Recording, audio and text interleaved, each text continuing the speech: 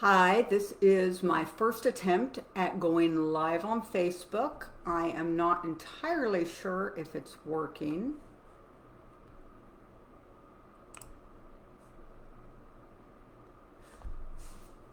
Hi, this is my first attempt at going live on Facebook. I'm not entirely sure it's working, so send me a message and let me know. I've got a stream for comments over here. I wanted to start off by introducing myself. My name is Ruby Bolton, and I am a board certified family law attorney in the Houston, Texas area. So, family law is also called marital property law. A lot of states call it a lot of different things, but that is a certification that fewer than one out of every 100 attorneys in the state of Texas has. And what it means is that the state of Texas has certified that I am a specialist in the area that includes divorce. And I wanted to share with you a little bit about my story and how I came to be a family law attorney. So I will tell you that in the legal field, there are a lot of people that assume that if you do family law, you must really hate it. And I've had other attorneys tell me, "Oh, I'm so sorry. That's really tough. That's the area that you do." I love practicing family law. There is no area of the law that I would rather practice, and I will tell you why. I come from a very religious background, and I was one of five children. And when I was raised, I was always raised with the expectation that I would be staying home with my children. And the only reason that I initially even went to law school was because my first husband wanted to be a lawyer, and we met when we were both in college. And he thought it would be useful if I had a law degree so that I could help him out if things were unusually busy, and I would be a good sounding board to him. And I really enjoyed, those types of challenges. I'd done a lot of mock trial and things like that when I was younger. And, so I agreed and I went to law school. But soon after I finished law school, I very quickly began having children. And I had five children in 10 years, just like my mother had had. And for those first 10 years, I will tell you, I did do some family law because we had our own practice and it was an area that we did. But I mostly concentrated on estate planning and probate because it was more compatible with having definite hours that you worked, so that I could be more available to my children. And all of that changed very dramatically when my youngest child was 3 years old, my oldest was 13, and suddenly I was getting divorced. And I had to transition almost overnight into a full time income. So, what there was the most of available was family law. And it was something that I had always done some of, I had some familiarity with, and pretty quickly I began to do a whole lot of it. But I will tell you that when I started doing a lot of family law, I didn't even like to say that I was a divorce lawyer because I still had very, very mixed feelings about divorce, just based on my background and what I had always heard about divorce being this terrible evil that you really wanted to avoid, and you don't give up on your marriage. You've got to work harder on it and make things work. And what really changed my mind on that was experience. Because first, I will tell you, all five of my children will tell you without any reservation at all that their lives are much better because I got divorced. And I also had the experience of being involved in the lives of many of my clients who were undergoing divorce. And I think that when society looks at divorce and decides that divorce is this terrible evil, we are misframing the problem. The problem is the broken marriage, not the divorce. The divorce is the gate out of what many people find as a box that they're trapped in. And the reason that I like doing family law is because I recognize that what I do is important. I am helping people who are at one of the great crises and crossroads in their lives. And I am helping them not only to make sure that they leave their divorce with what they need to, whether it be to the rights to raise their children or custody of their children or the assets that they need, but also hopefully I've helped them to reframe their thinking a little bit, to look at it more as an opportunity to change what didn't work before, and hopefully to make the end of their story a happier story than the beginning. I know that this group in particular focuses on people who have been in very long-term marriages. I was married to my first husband for 20 years prior to our divorce. And I will tell you right off the bat that I absolutely thought that my divorce was especially and unusually hard. And the truth is, almost everybody going through divorce feels that way. In fact, I will tell you that even the people that come in to see me and boy, they want the divorce, they're the ones seeking the divorce.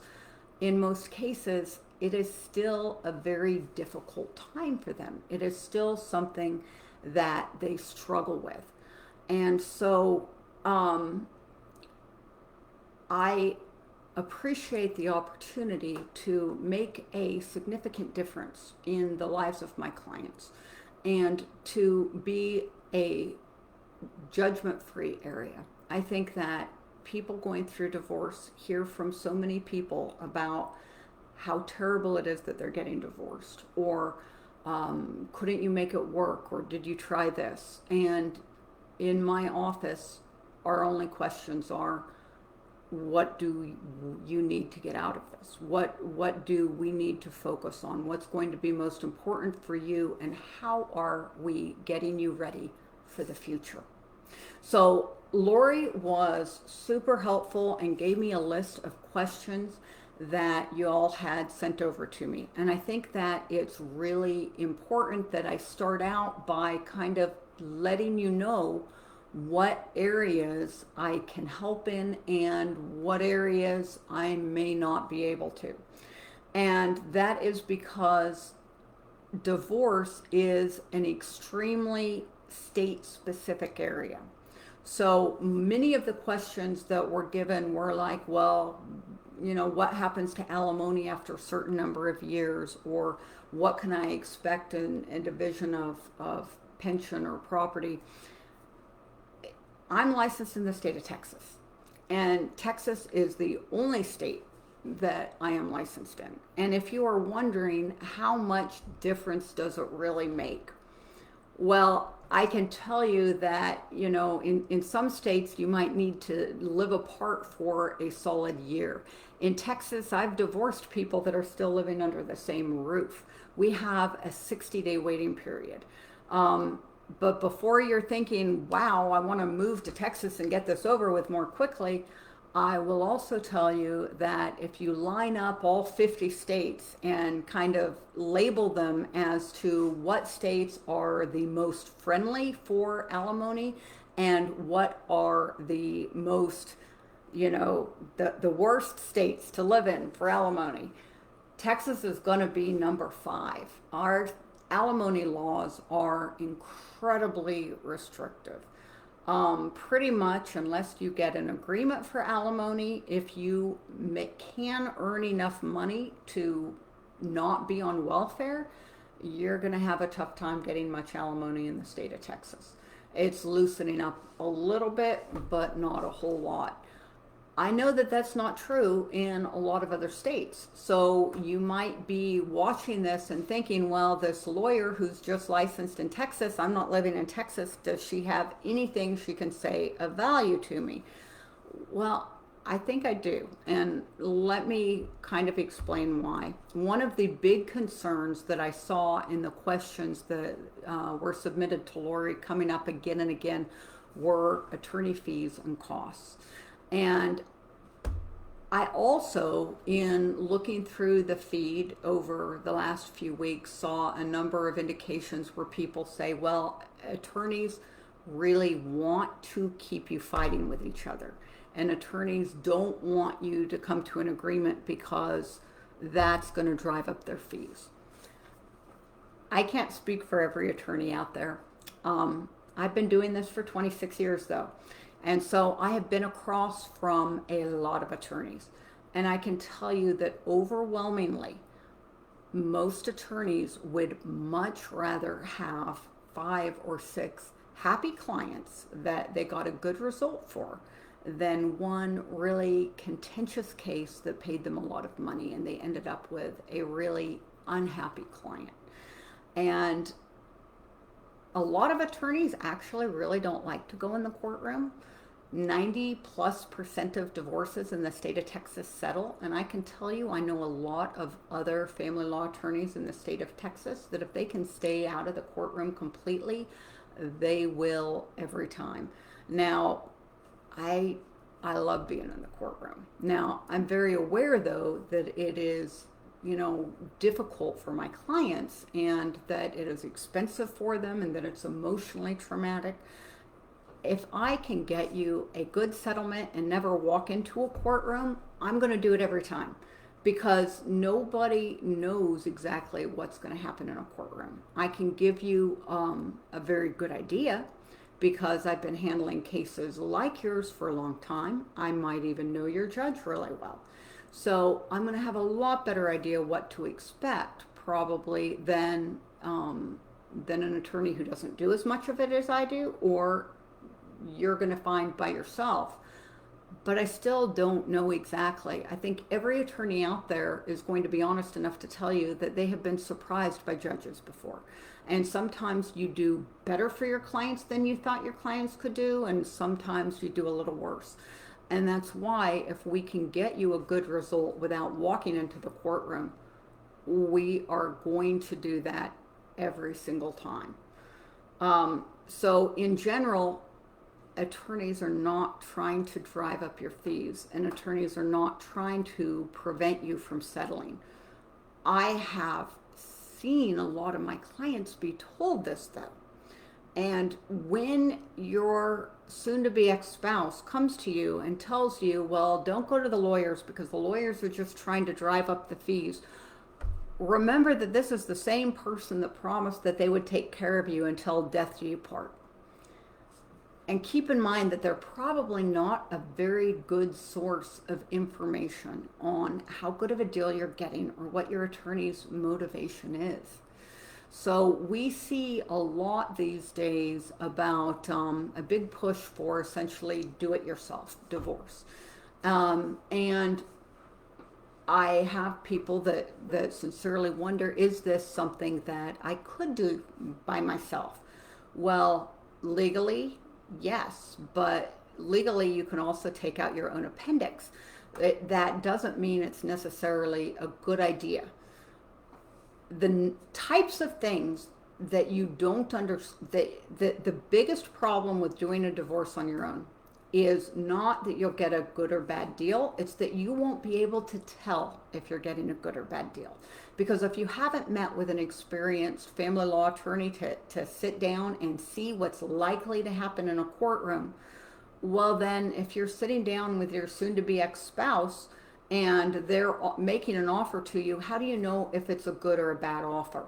So I will tell you, I've seen lots of cases where people came into me and said, hey, this is the offer that my spouse and I came up with and we just want somebody to write it up. And I'll start looking through it and I'll say, okay, well, I see that, you keep your retirement and he keeps his retirement, but you're a school teacher and he's a oil executive with Exxon. Isn't he earning a lot more than you are? And then my client might say, well, yeah, but that's retirement. I thought we each had to keep our own. No. Well, what about, and I might ask, how about restricted stocks? Well, but those can't be divided. He showed me pamphlets from the company that say they can't be divided for years. Well, you don't get them for years, but we can absolutely divide them in a divorce. Alimony would be another great area where you could be walking away from a lot more than you're aware of. And if you don't meet with someone in advance and go over, the assets, meet with an attorney who's on your side and go over the assets of the marriage, go over potential alimony. If you still have children, you want to go over the provisions for taking care of your children or child support. Talk about things like, well, what about college? Some states will allow you to, some states are willing to order the payment of college expenses and some aren't. Here in the state of Texas, the court won't order it if you go all the way to trial, but it is absolutely something that we can negotiate and settle for you beforehand. It can be part of what is the order in your divorce decree by agreement. And in fact, it's not that uncommon where you have a very long-term marriage. So at the very least, I think it is very critical that even if you feel confident that you can come to an agreement yourself and you have absolute trust in the person who's divorcing you and you have no worries that they're going to take advantage of you at all, it's still very important that you sit down with an attorney at the very least twice. And that's in the very beginning, to go over all of the assets, to go over all of the terms that should be considered, so that that attorney can give you an idea of what a fair agreement would look like. What is likely to happen if you walk into a courtroom, so that you can at least recognize if you're being offered a good deal or a bad deal. And then I would say at the other end, don't sign anything that you haven't had an attorney look at. It is astonishing the number of areas in which a decree can be slanted one way or another without a layperson really being able to spot it. So those 2 times, absolutely. Now, whether or not those 2 meetings are going to be enough, or whether you need an experienced attorney sitting next to you all along, well, I'm going to let the attorney that you meet with that first time give you more information on that, because I don't know what state you're in. So I can't tell you, how much it varies from one area to the next. So I've talked quite a bit about how much divorce can vary from one state to another state. What I kind of like to go over is there's just a few areas where it doesn't, a few areas that are governed by federal law. So one of those areas is in what we call a qualified domestic relations order, which is an order that divides up a pension or a 401k or any qualified plan. And those are governed by ERISA, which is a federal law. And I can tell you that that is not something that you should be drafting yourself. In fact, a lot of attorneys here in Texas, a lot of family law attorneys here in Texas, don't even draft their own quadros. They send those out. But if your soon-to-be ex-spouse is telling you that you keep your retirement, he keeps his retirement, absolutely not. We divide retirements, we divide pensions, we divide stock options all day long, every day. Other areas in which you don't get a whole lot of variance from one state to another that are governed by federal law is going to be Social Security benefits. So I know that in this group, we're primarily dealing with women and people who have been married a very long time. Maybe you've been a stay-at-home mom, and it can be really frightening trying to decide what do you do? How are you going to support yourself? And one of the things that I can tell you is that under federal law, Social Security payments cannot be divided. Social Security payments are separate property, and you're not going to get any of your spouse's Social Security. He's going to get all of his. However, you actually are entitled to your own Social Security benefit based on his work record if you've been married for at least 10 years. And if you don't qualify for your own, or even if you do qualify for your own Social Security benefit, you want to look into what your former spouse's Social Security benefit is going to be. Because even if it isn't addressed in your divorce decree, and in fact, most cases it won't be, you can get up to 1/2 of whatever his payment is, and you can get it as soon as he's eligible for it. As long as you've been divorced for 2 years or he's already drawing Social Security benefits, you can apply for Social Security benefits under his record. And you can also qualify for Medicare under his record. And you can begin drawing those benefits as soon as he's able to do it. Now, if you're still working and you earn more than a certain amount, I think 2021 it's like $18,000, then it does reduce the benefits that you get. But it's something that's definitely worth putting in the effort, the legwork. The Social Security Administration actually has a very user-friendly site that you can walk through making those applications right online. And I would definitely encourage you to do that. Other things that are the same across the United States about retirement would be military benefits. So you've probably heard before about, the 20-20-20 rule, which is that, you can get, you can qualify actually to get some of your former spouse's retirement benefits as soon as you've been married for 10 years. And you can also,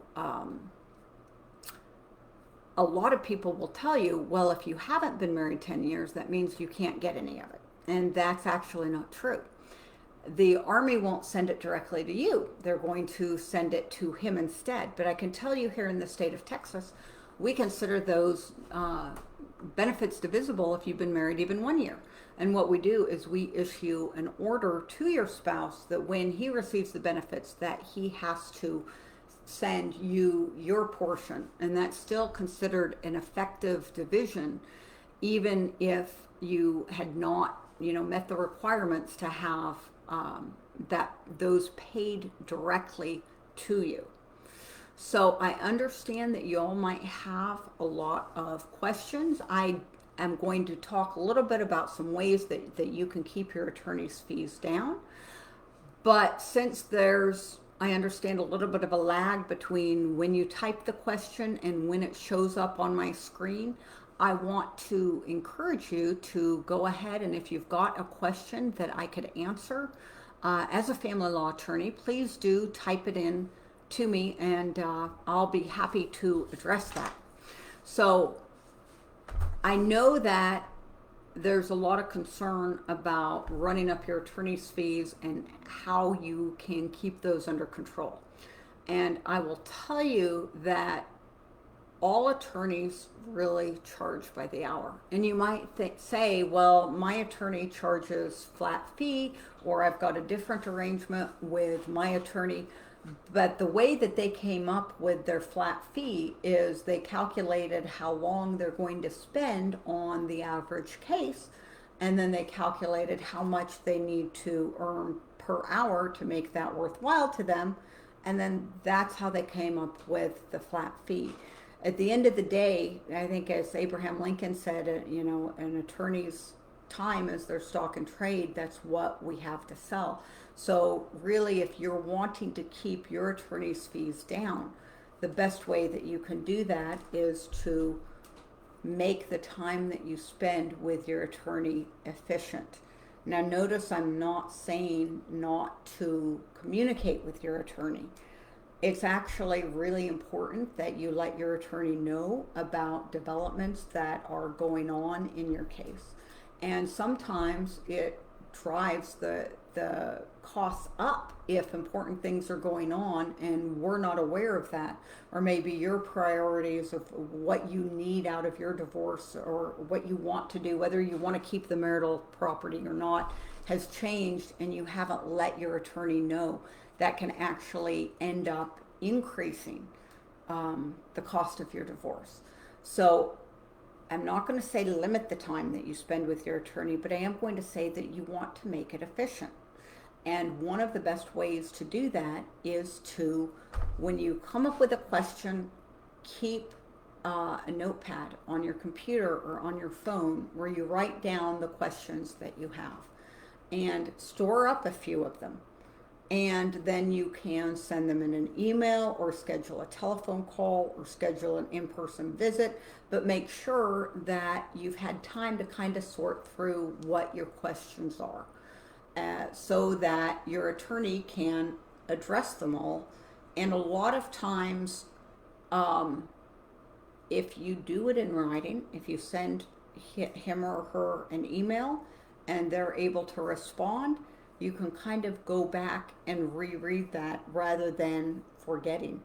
And I would also encourage you to, if you're doing it over the telephone, if you're doing it in office or via Zoom, then it's a good idea for you to take notes. And Lori just sent me a message saying she's not seeing any comments. I am not seeing any comments either, which makes me wonder if I've got the settings wrong or I'm just incredibly clear and y'all don't have any questions or comments to ask me.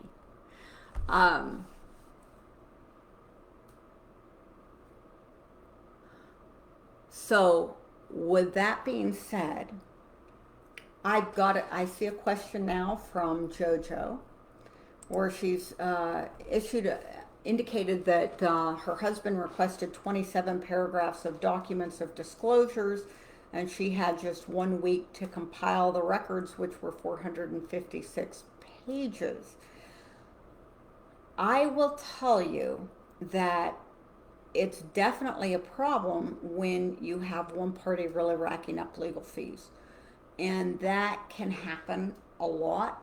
Jojo, what state are you in, if I could just ask you that? So here in Texas, I know that there's a big concern about the cost of what we call discovery, which is all these questions and requests for documents that people can produce, and then we got to scramble around and get them. Now here in Texas, we got 30 days to turn them over after we get, a request for them. And Jojo, you're in Delaware. So unfortunately, Delaware is one of the 49 states that I don't know the laws in. But I can tell you that generally if you have one party who's being really abusive in what they're asking and deliberately driving up attorney's fees, you can file a motion and you can ask in that motion that they bear the majority of the costs. Here in Texas, when we divide property between two spouses, there's a long list of things. It doesn't have to be 50-50. That's a common misconception that people have. But there's a long list of things that can be considered when making that division. And the attorney's fees and what's happened during the temporary orders, which is that time period between when the divorce is filed and when it's over, those are things that are considered. Now, here in Texas, I'll tell you right off the bat, I don't think they're considered enough. I definitely think that in general, the judges give a pretty broad discretion on the questions and discovery that an attorney feels are necessary in being able to prove their case. However, if you can show that you presented things, that you gave them all the documents that they needed very early on, that they filed a lot of frivolous motions, most states have some type of vexatious litigant statute where they can say, well, look, they were deliberately driving up the costs, and therefore more of the burden of these costs should really be borne by the other party and not by me.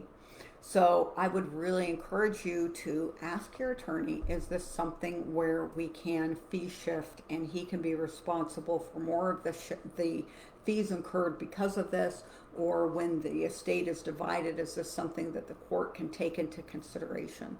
And they will be able to guide you on whether or not that is the case.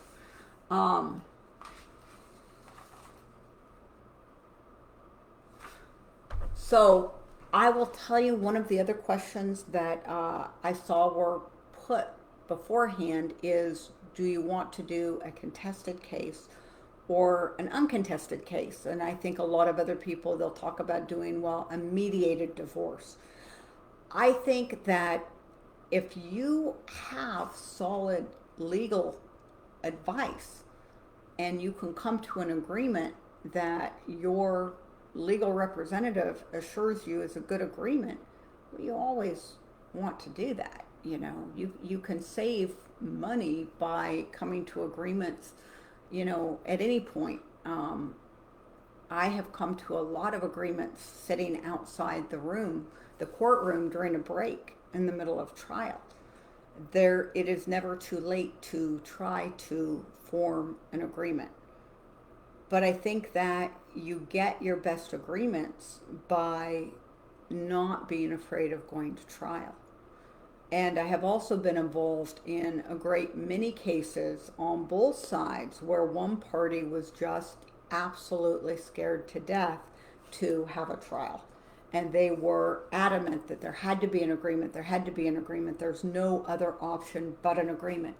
Well, if you're not willing to go to trial under any circumstances and your almost ex-spouse knows that, you've created a situation where you're almost guaranteed to get a really bad deal, because they know that you're not going to walk away from whatever deal it is that they put on the table. So yes, I think it's a great thing to be able to come to an agreement, and I encourage people to come to an agreement where that's possible. But you're going to get the best agreement by being 100% ready to go to trial, and by giving your spouse the impression that you don't mind going to trial. You are totally okay walking into that courtroom. Well, they're going to be a lot more reasonable if they think that you don't feel forced to come to an agreement. So as far as a mediated agreement, here in the state of Texas, I can tell you almost any case is going to go to mediation. The judges won't let a case go to trial unless you've tried going to mediation first. So it is not a choice between, should I have an attorney or should I go to mediation?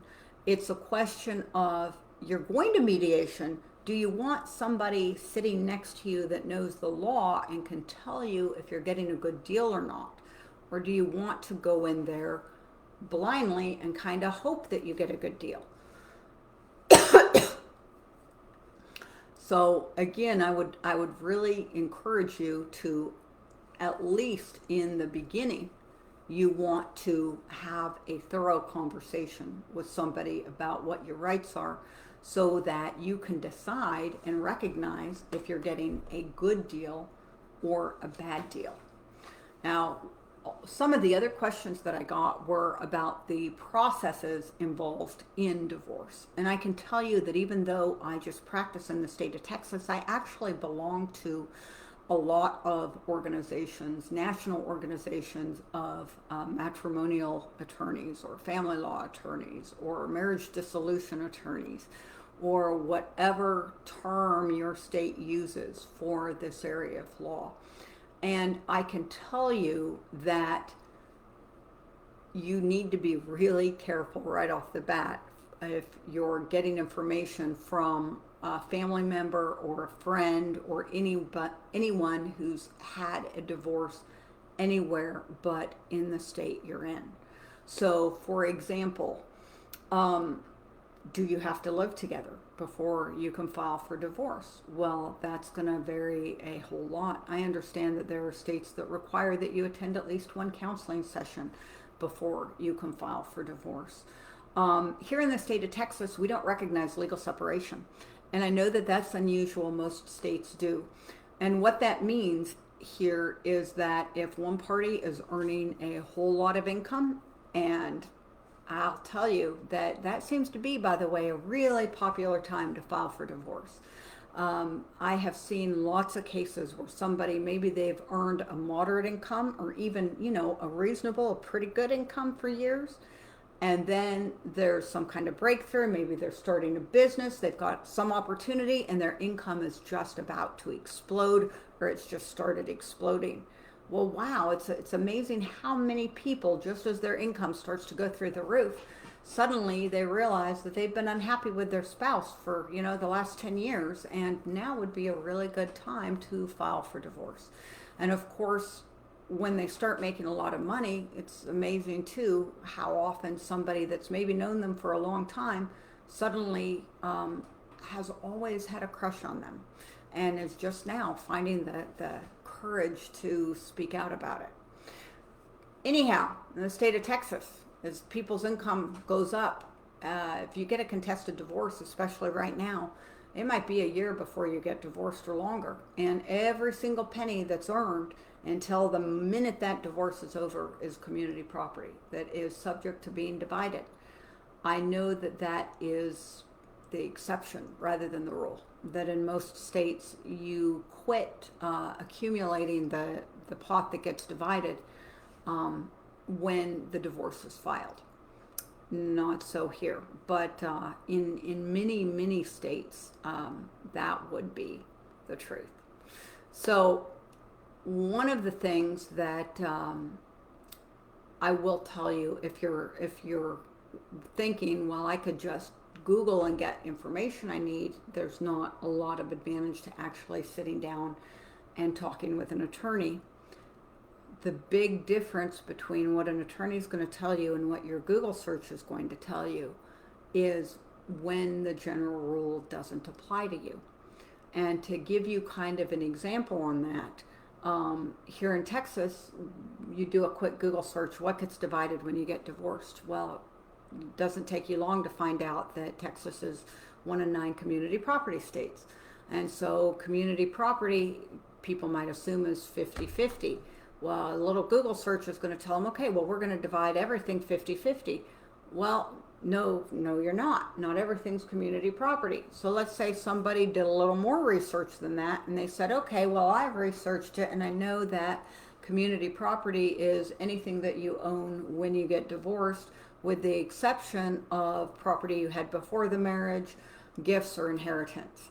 So now I know everything that gets divided. Well, no, you really don't, because let's say you had a piece of land before the marriage, and you might figure that, okay, well, I've rented this out, and I've leased this out, and that's separate property, so all the money that came in is separate property. No, it's not, because there's a rule that says, well, income that comes from separate property during the marriage is community property, which means that the rentals from separate property can be divided in a community. So you still might think you know all the rule, but wait, you don't. What about an oil and gas lease, which here in the state of Texas is actually remarkably common? Well, oil and gas leases have actually been said to be separate property, even if they occurred during the marriage, because what's happening is the mineral rights, the minerals are being taken out of the property. And so that's considered a sale because you can't put them back. Well, you might think you know the rule then, but you don't, because if they're sometimes an oil company will pay you to keep you from leasing it out to somebody else, and they're not actually drilling on it. And the Supreme Court of Texas has said, well, wait, that actually is going to be separate property because they're not selling it. And the thing is, you might think I picked one area of the law that's really, really complicated. And well, yes, separate and community property is an area that's really complicated, but there is literally not a single rule of law at all that does not have an exception to it. If you think about it, even it's illegal to kill someone. Well, no, not always. Not if you're defending yourself. So I'm not telling you to go ahead and kill somebody, but what I'm telling you is that, it takes 7 years of schooling to get a law degree. And then most people take 4 to 6 months to study exhaustively for the bar exam. And then after you complete the bar exam and you kind of pick an area of study, we do classes every year to learn about that. And I can tell you that every single week I read a synopsis of the cases that are in the appellate court in my area of law. And I do all of this to stay on top of what the state of the law is when it comes to divorce in the state of Texas. And there's not really any equivalent to that. And I know that you might think that that sounds self-serving, but it's just true. You don't know what you don't know. And if I were, for instance, if I had a family member who was facing a criminal charge, I've got a law degree. I took, criminal law in law school. I'm really good at Google, but it would never occur to me to defend them because I would not have the knowledge of what was a good plea bargain. I would not have any information on what's normal, how long does something take. I would not have the knowledge of the judges, the district attorneys. There's just way more out there than you're going to learn on your own. So I actually do think that there are some people who can do it themselves, but you don't know if you qualify for that until you've sat down with someone and kind of gone over what the different elements are and considered them. So I would encourage you to at least have that initial meeting. So looking at the questions that were submitted in advance,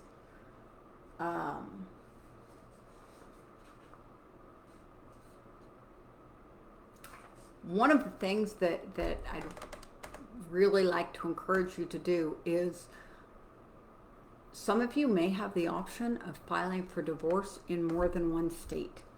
So if, for instance, you regularly go somewhere else in the summer, or you have family in another state and you have separated and the two of you are living in different states, if you have the option to get divorced in more than one state, it is absolutely essential that you sit down with a family attorney in each state and decide, and they can help determine for you what's the best state for you to file in. Just to give you a little bit of an idea of how much things can differ, I know that, for instance, in the state of New York, you can get child support till somebody's 21. Well, here in Texas, it ends when they are 18 or they graduate from high school, whichever's sooner, except, of course, if they're disabled. So it can differ a ton. I know in the state of Virginia, you can get alimony for, essentially indefinitely. And here in Texas, as I said, the alimony that you can get is extremely limited. And once you have filed your divorce in a state, you lose the option of going after it in another state. So before that decision is made, I really encourage you to meet with an attorney from each state that you possibly have connection with to see what the laws of that state are and whether it would be beneficial for you to file in that state or not.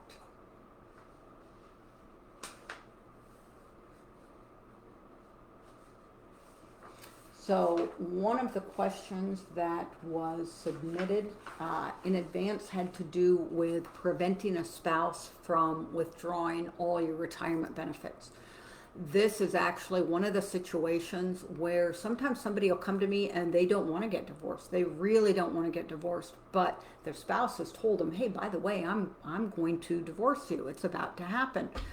And as a general rule, if someone really, really wants to stay married, I don't advise them to file for divorce. I like to say that, your chances of getting divorced go up greatly when you file for divorce.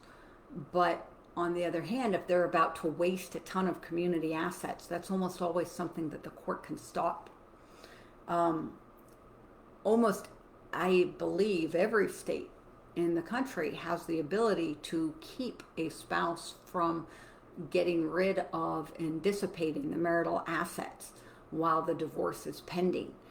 And that is a lot easier to do before they get their hands on it. So in other words, if the retirement benefits are still locked up in a 401k, well, we get a copy of that order to, the financial institution holding the 401k and tell them, hey, by the way, a divorce is pending, don't issue any orders.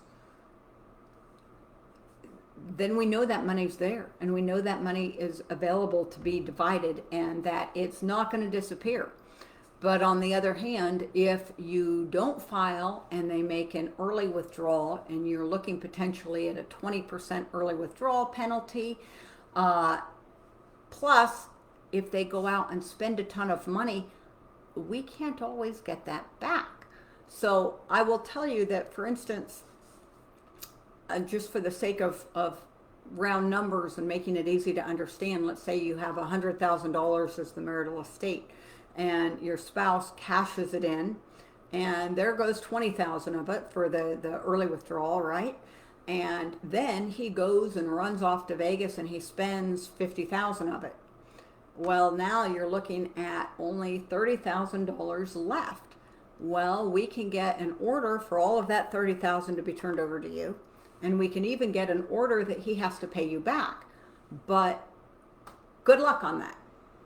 It's really hard to get money out of somebody who is not a productive member of society and is not working and earning money. It's so much easier if we can do a temporary restraining order and prevent that money from being withdrawn. And a lot of times, even if you do not want to get divorced, it might be very worth your while to file for the divorce just in order to get an order against those third parties to keep them from allowing your spouse to withdraw the money.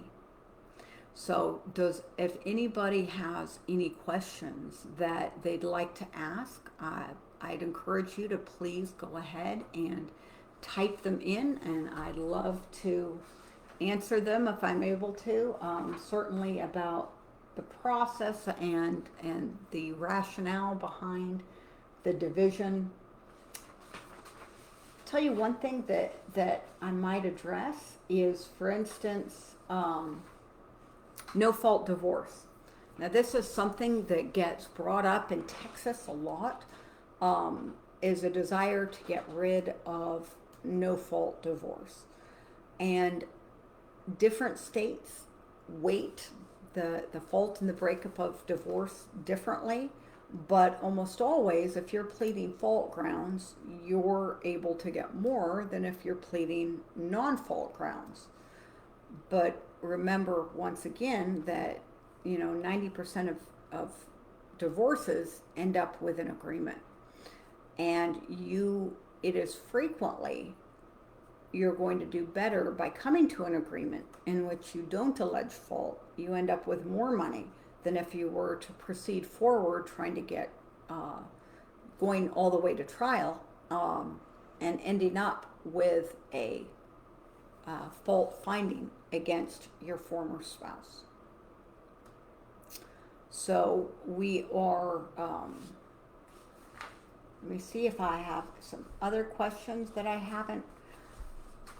When you're selecting a divorce attorney, I will tell you that I think that one of the most important criteria that you're going to have is if you feel like you have a rapport with that attorney, if you feel like they understand what your motivations are and they are looking out for your best interest.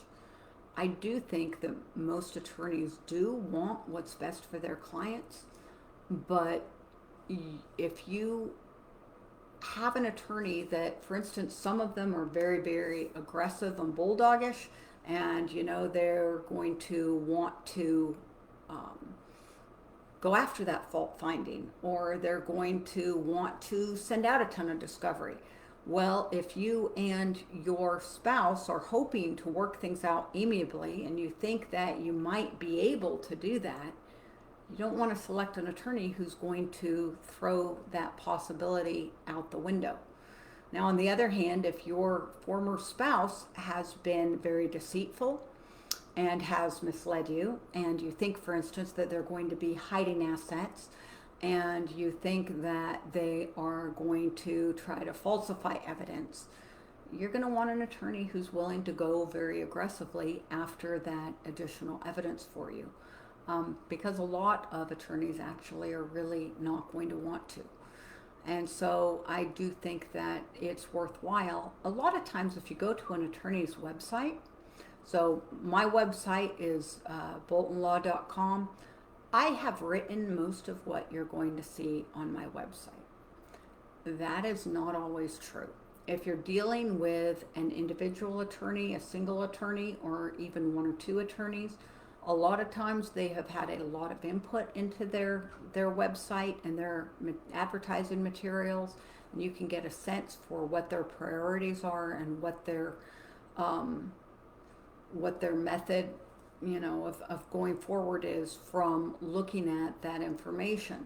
But if you're looking at a website that has 8 or 9 or 10 attorneys at that law firm, the attorney that you meet with probably had no input into what was written there at all. And you're probably going to want to have an actual individual meeting with them, so that you can get a feel for if this attorney and you are going to have a good working relationship or not, and if they're going to share a philosophy of the case with you. So we're coming up on the end of the hour. I've not gotten a whole lot of questions, so I hope I didn't scare anybody off or discourage you too much by telling you how much the laws differ from one state to the next. I saw that there was a question earlier that indicated about inheritance, and I wanted to let you know here in Texas, inheritance is separate property. It can affect alimony, but it's not going to affect the division of property. I know that there are states in which inheritance can be divided, but I believe that those would definitely be the exception on that. Jojo, you had a question about the marital residence. I can tell you that the treatment of the marital residence does tend to be one of those things that are frequently a big bone of contention in a divorce. Usually, I've had judges here in Texas tell me if I can award the house to one party or the other, I'm going to do it every time. And that's because there's so many things that can be fought over in the sale of a home. If you can at all get an order to sell the home while the divorce is still pending, I would really encourage you to push forward on that. In most cases, I do believe that you can get an order to have the home sold. You certainly can here in the state of Texas, but that needs to be a priority and something that's very clearly laid out to the judge during the trial. Why it is that you want that home to be sold, and for instance, if it's got all the marital equity in there, or you're the one on the note and your spouse doesn't have the ability to pay, they don't have the ability to refinance into their name, you want to be sure that that is made really, really clear to the judge. So I appreciate everybody turning in. You've got just, I'll wait about 2-3 minutes to see if anybody else wants to post any comments. And if not, I will go ahead and check out. But I'll tell you, if you would like to visit my website, it is boltonlaw.com. As I said, I have a Facebook page, which is Ask a Texas Attorney. That is also the name of my Instagram page, my YouTube page. I've got a lot of media out there, and I'd really love to get your feedback. Let me know if you have found this helpful, and any questions that I didn't answer, feel free to post to one of my sites, and I'll certainly try to address it. I thank you so much for tuning in.